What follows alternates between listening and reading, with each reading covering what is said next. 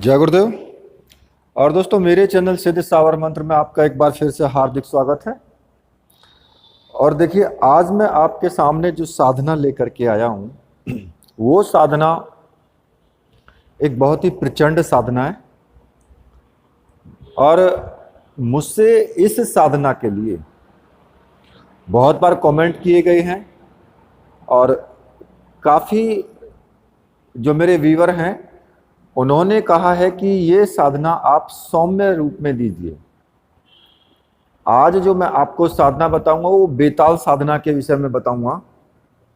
और साधना बहुत सरल है ये, क्योंकि अगर ये साधना शमशान में की जाए, और ज़्यादातर शमशान में ही होती है, तो ये साधना बहुत तीव्र साधना है।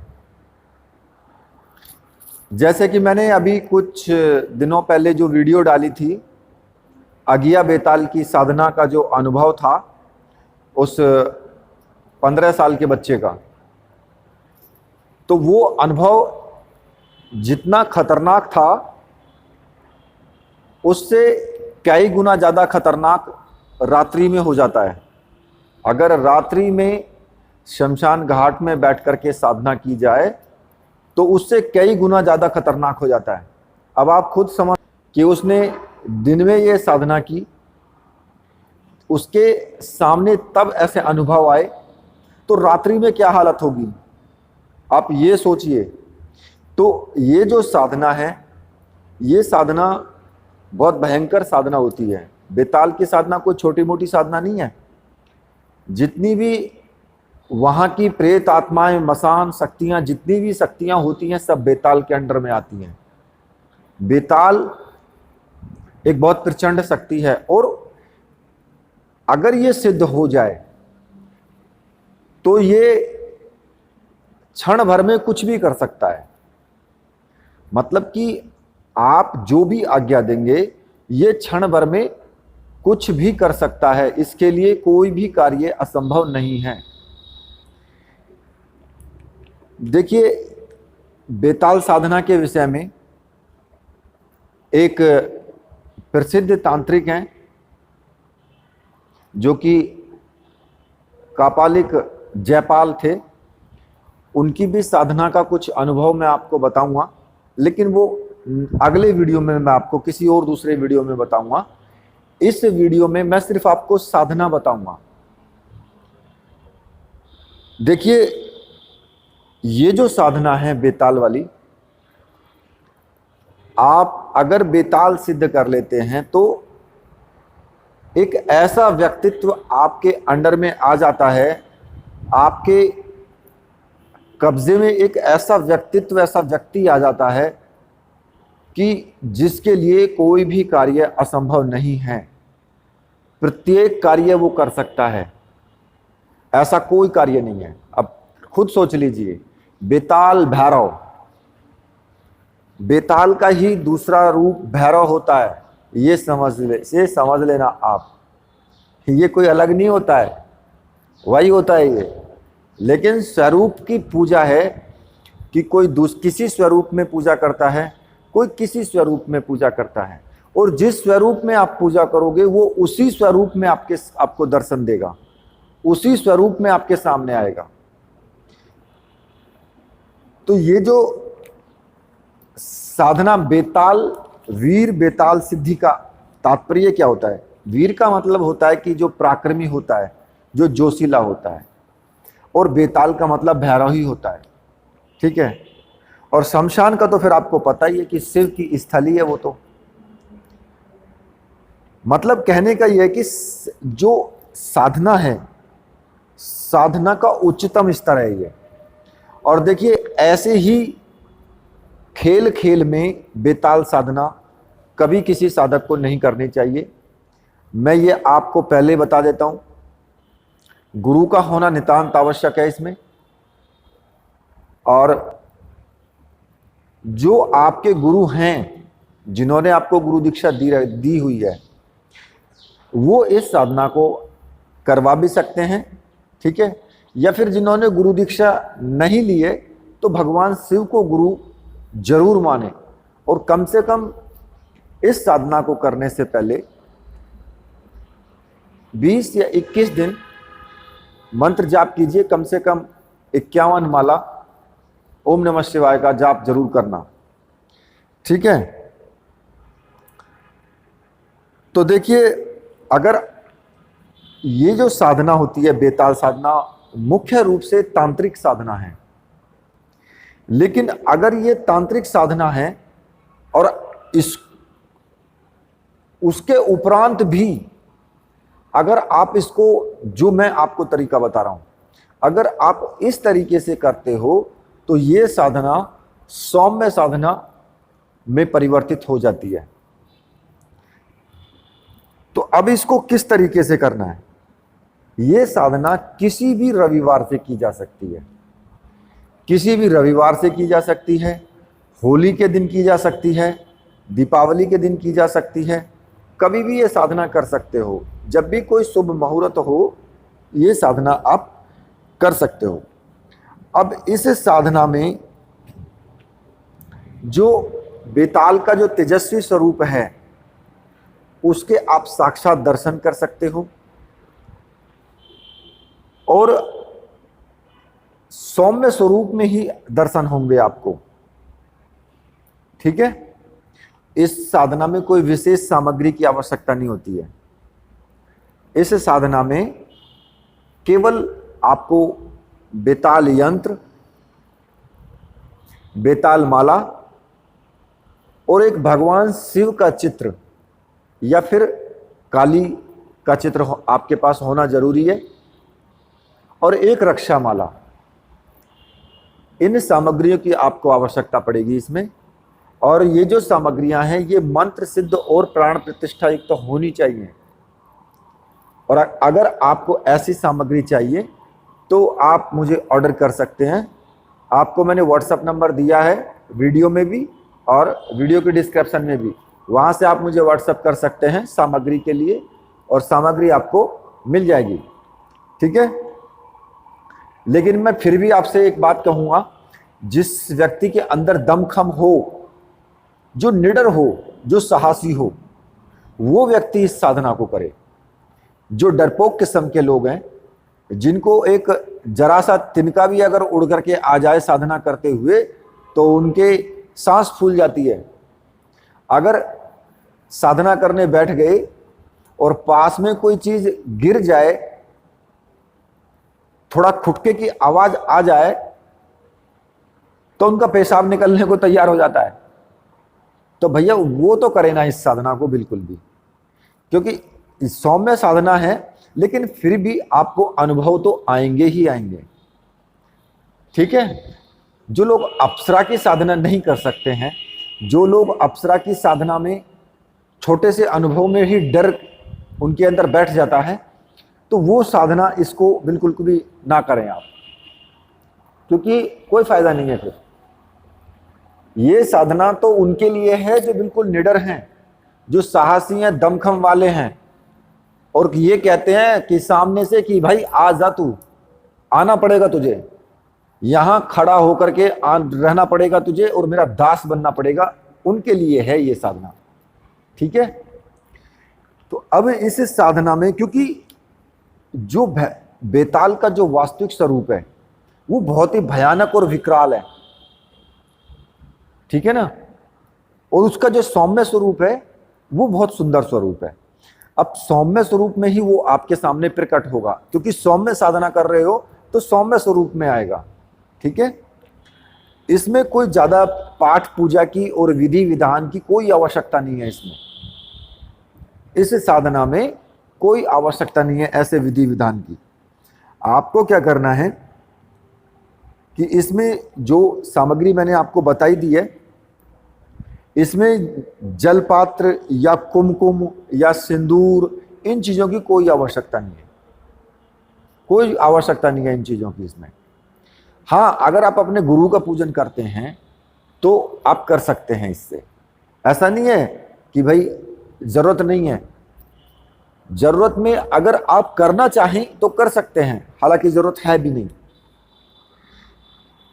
लेकिन ये जो साधना करें वो रात्रि को ही करनी है, परंतु जो साधक है वो बिल्कुल भी भयभीत ना हो, ऐसा होना चाहिए, जो विचलित ना हो,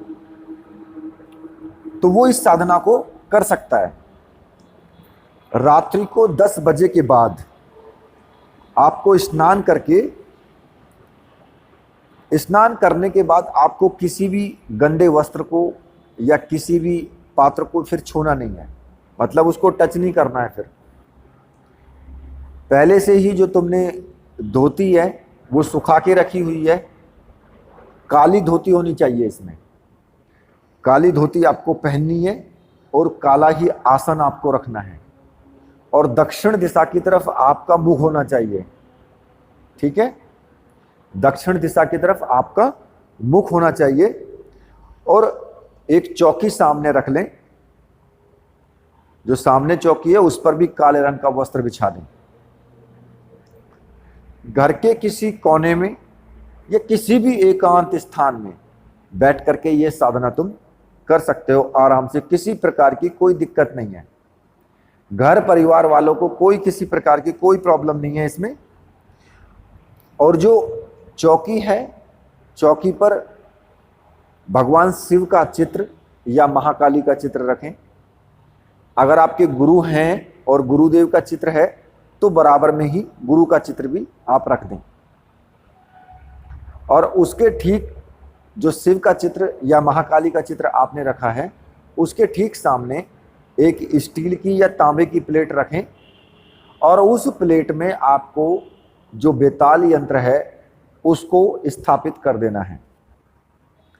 ठीक है, और उसके ठीक पीछे की साइड में ही आपका शिव की चित्र हो या फिर महाकाली का जो भी है आपके पास में वो चित्र आप रख सकते हो। और फिर आप हाथ जोड़ करके आपको प्रार्थना करनी है। एक तेल का दीपक लगा लें, तेल का दीपक, सरसों के तेल का एक दीपक जरूर लगा लें और एक अगरबत्ती लगा लें। सबसे पहले आपको अपने गुरु का पूजन करना है और गुरुदेव का पूजन आप धूप, दीप, कुमकुम, अक्षत, चावल वगैरह इनसे आप कर सकते हो, कोई प्रॉब्लम नहीं है, उनके लिए आप रख सकते हो। ठीक है, गुरु का पूजन करने के बाद गुरु मंत्र की कम से कम 5 माला का आपको जाप करना है, 5 माला। और अगर गुरु नहीं है, भगवान शिव को ही गुरु माना है, सब कुछ वही है, तो फिर भगवान शिव का पूजन करके और 5 माला ओम नमः शिवाय की आपको जरूर जाप करना है और उनसे प्रार्थना करनी है कि मैं ये साधना करने जा रहा हूँ, आज्ञा लेनी है कि मैं ये साधना करने जा रहा हूँ, इसमें मुझे पूर्ण सफलता मिले और आशीर्वाद आप मुझे दीजिए। इसके साथ ही आपको भगवान श्री गणेश का पूजन जरूर करना है, क्योंकि जब भी कोई पूजन कार्य किया जाता है तो भगवान गणेश को, जो विघ्न हरता हैं, हर प्रकार के विघ्नों को नाश करने वाले हैं, उनका पूजन भी जरूरी है। भगवान श्री गणेश का एक छोटा सा पूजन कर लें, उनको धूप दीप दिखाएं, टीका लगाएं, जो भी आपको करना है छोटा सा, मैंने बहुत सी वीडियोज में बताया है, वही छोटा सा पूजन जैसे भी आप रोजमर्रा घर में करते हो वैसे आप पूजन कर लें। और उनका जो ध्यान का मंत्र है उनको ध्यान करें। वक्रतुंडाय महाकाय सूर्य कोटि संप्रभम निर्विघ्नम कुरु मे देव सर्व कार्येषु सर्वदा। और जो गणेश मंत्र है, गणेश मंत्र का 1 माला का जाप जरूर कर लें। वक्रतुंडाय हुम ये मंत्र है, वक्रतुंडाय हुम, ये इस मंत्र का 1 माला का जाप जरूर कर लें। ठीक है, और फिर आपको एक जल, थोड़ा सा जल लेकर के और चारों तरफ कमरे में चारों तरफ छींटे लगाने हैं पानी के, जो मैं मंत्र बता रहा हूं उस मंत्र को पढ़ते हुए।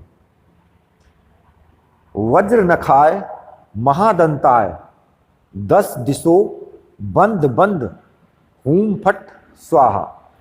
इस मंत्र का 1 बार पाठ करके, जाप करके और चारों तरफ छींटे लगा देने हैं अपने, तो उससे क्या होगा कि 10 दिशाएं बंद जाएंगी, किसी भी प्रकार का साधना में कोई विघ्न नहीं आएगा।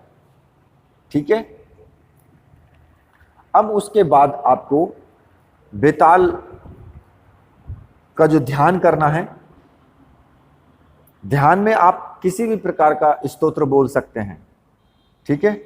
वैसे मैं आपको बोल करके बता देता हूं, बाकी आप कोई भी स्तोत्र हो उसको बोल सकते हैं जो आपके याद हो। धूम्र वर्ण महाकालम जटा भरान्वितम यजेत त्रिनेत्रम स्वरूपम च शक्ति युक्तम नराम्यम दिगंबरम घोर रूपम नीलांछन च प्रभम निर्विघ्नम च गुणाधारम काली स्थानम पुनः पुनः। ये बोल करके आप ध्यान करें, और ध्यान करने के बाद जो आपकी बेताल माला है, बेताल माला से आपको 21 माला का आपको जाप करना है। एक ही स्थान पर बैठ करके 21 माला का जाप करना है, बिना हिले डुले, एकाग्रता के साथ। चाहे आपके आसपास कुछ भी होता रहे, चाहे कोई बिच्छू आए, चाहे कोई सर्प आए, चाहे कोई गेट में आपके धक्का दे, या कोई तेज हवाएं चलें, या गेट भड़बड़ाने लगे, ऐसा लगे कि तूफान आ गया है, ऐसा लगे कि हजारों चीखें उभरने लगी हैं, मतलब कि कुछ भी होता रहे प्रकृति में, क्योंकि आप ऐसी साधना करने जा रहे हो जिसमें कि प्रकृति में हलचल तो होनी ही होनी है। इस साधना को करने से पूरी प्रकृति में एक भूचाल आ जाता है, हड़चल मच जाती है इससे। तो वो तो होना ही होना है, उसको तो छोड़ दीजिए कि क्या नहीं होगा, चुपचाप नहीं आएगा वो। जब आएगा तो धूम धड़ाका करता हुआ आएगा, ठीक है। तो अब जो मंत्र आपको जपना है, उस मंत्र को मैं आपको बता देता हूं कि आपको कौन सा मंत्र जपना है। तो मंत्र इस प्रकार से है, ओम बेताल यच्छ यच्छ छम छीम छूम छैम छह स्वाहा। ये मंत्र है, छोटा सा मंत्र है, लेकिन इस मंत्र के अंदर जो शक्ति समाई हुई है, ये बहुत प्रभावशाली मंत्र है और बहुत तीव्र मंत्र है, और सौम्य साधना का ही मंत्र है। जो भैरव की बेताल की जो सौम्य साधना की जाती है, वो इसी मंत्र के द्वारा की जा सकती है। और जब आपका मंत्र जब 21 माला का मंत्र जब पूर्ण हो जाएगा, या उससे पहले ही मंत्र जब संपन्न होते होते ही सौम्य रूप में बेताल आपके सामने प्रकट होगा, कमरे में हाथ जोड़ करके खड़ा होगा। ये एक दिन की साधना है, ठीक है। और जो आपने पहले से ही 4 लड्डू, जो आप बेसन के 4 लड्डू पहले से ही ला करके रखना। इस साधना के लिए बेसन के 4 लड्डू पहले से ही ला करके रख लेना। तो जैसे ही वो प्रकट हो, तो जो 4 लड्डुओं का भोग है वो बेताल को लगा दें, और जो आपके हाथ में जो जाप की माला है, जो बेताल माला है, उस माला को उसके गले में पहना दें। जब तुम ऐसा कर दोगे, तो ऐसा करने के बाद वो तुम्हें वचन देगा कि जब भी तुम इस मंत्र का 11 बार उच्चारण करोगे, मैं तुम्हारे सामने अदृश्य रूप में प्रकट होऊंगा, और जो भी आज्ञा मुझे उस वक्त तुम दोगे, मैं उसको पूरा करूंगा। और वो जो आपकी बेताल माला है, उसको वहीं पर छोड़ करके, और वो अदृश्य हो जाएगा। फिर उसके बाद दूसरे दिन आपको सुबह के टाइम ही स्नान आदि कर लें, और जो बेताल यंत्र है, माला है, और वो जो भोग आपका जो 4 लड्डुओं का जो रखा हुआ है, वो किसी भी मंदिर में रख सकते हैं, या कहीं नदी हो, तालाब हो, स्वच्छ होना चाहिए, मतलब वहाँ पर आप उसको डाल दें, प्रवाहित कर दें उसको। और जो महाकाली या शिव का चित्र है, वो पूजा स्थान में ही रहने दें। तो इस विधि को करने से जो बेताल साधना है, उसकी सिद्धि हो जाती है। और जब भी तुम 11 बार मंत्र का उच्चारण करोगे, तो वो अदृश्य रूप में तुम्हारे सामने प्रकट होगा, दृश्य रूप में प्रकट नहीं होगा, ठीक है। और उसी क्षण जो भी तुम आज्ञा दोगे, उस आज्ञा का पालन जरूर करेगा। अब आप कहेंगे कि जी एक दिन में साधना कैसे हो जाएगी? तो देखिए ऐसा हो भी सकता है कि एक दिन में ही साधना आपकी हो जाए, क्योंकि जो उच्च कोटि के साधक होते हैं, जिन्होंने पहले किसी महाविद्या या किसी और की साधना की हो, तो उनके लिए एक दिन में भी साधना संभव है ये। लेकिन अगर किसी के पास जप तप नहीं है, उच्च कोटि का साधक नहीं है, तो उसको कई दिन करनी भी पड़ सकती है, जैसे कि 11 दिन, 21 दिन। ऐसा कोई जरूरी नहीं है कि एक दिन में ही साधना सिद्ध हो जाए। कहने के लिए एक दिन की साधना होती है। एक दिन की साधना इसलिए है कि जो उच्च कोटि के साधक हैं, वो साधक इस साधना को एक दिन में प्रत्यक्ष कर सकते हैं। लेकिन जो ज्यादा उच्च कोटि के नहीं हैं, जो मीडियम क्लास के हैं, उनके लिए थोड़ा टाइम लग जाता है। उनके लिए 11 दिन 21 दिन का भी टाइम लग सकता है। तो फिर वो इस साधना को 11 दिन या 21 दिन लगातार करें, ठीक है। और जैसे बेताल प्रकट हो तो उसके सामने फिर उसी तरीके से भोग लगाएं उसको 4 लड्डुओं का, और फिर उसके बाद जो बेताल माला है उसके गले में पहना दें। अब आप कहेंगे कि 4 लड्डू आपको रोज लाने हैं, तो प्रतिदिन आपको 4 लड्डू ला करके रखने पड़ेंगे। और जो लड्डू आपने भोग में लगाए हैं, उन लड्डुओं को सुबह के टाइम किसी भी मंदिर में आप रख सकते हैं जा करके, ठीक है, वहां पर चढ़ा दें। और ये साधना सफल होती है तब। अब बात आती है कि इसमें अनुभव कैसे हो सकते हैं। अनुभव इसमें कुछ डरावने भी हो सकते हैं। ये कोई जरूरी नहीं है कि बिल्कुल आप सौम्य साधना है तो आपको अनुभव ही नहीं आएंगे और वो चुपचाप आकर के आपके सामने खड़ा हो जाएगा। ऐसे कोई साधना नहीं होती है ऐसे। और ना ही कोई व्यक्ति इतनी आसानी से किसी के अंडर में आना चाहता है कि भाई तुम्हारा गुलाम बन करके रहेगा। वो भी तो हाथ पैर मारेगा कि भाई तुम साधना छोड़ दो।